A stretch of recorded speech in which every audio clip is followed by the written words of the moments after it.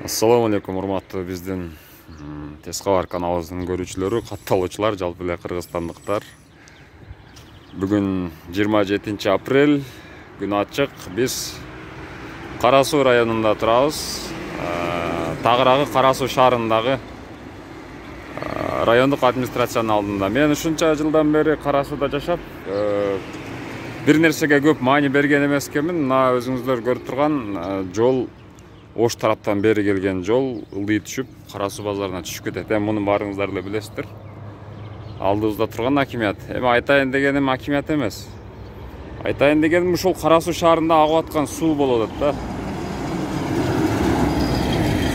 Ол базардан чыккандан кийин 1,5 чакырым жүрүп келгендеги жер. Бул жак өйдө, бул жак ылдый. Ал эми арыктагы суу болсо,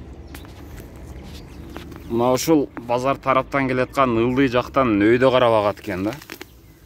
Мен силерге көрсөтүп коем, мына чөптү таштасам, монтип өйдөгө карап агып кетип атат. Ошко карап. Бул жол негизи Ошко карап барат. Ошондо сиздерге бере турган суроо, дагы бир жалбырак таштап коеюн. Бул жерде Кара Сууда эле ушундайбы же мына ушул географиялык аймактагы физиканын закону бузулганбы же табияттын мыйзамы ушундайбы? Эми бул жөн эле суроо, анан кызыктуу дагы болуп атат. Буга окшогон жерлер билесиздер, Ош-Бишкек жолунда дагы 1-2 жерлерде бар. Суу ылдыйдан өйдө карап аккан.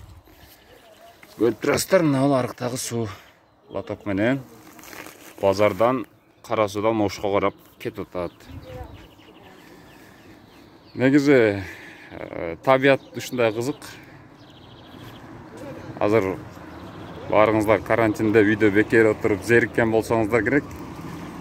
Анан балким кимге кызык эмес, бирок суу мына ушинтип ылдыйдан өйдө карап агып атат.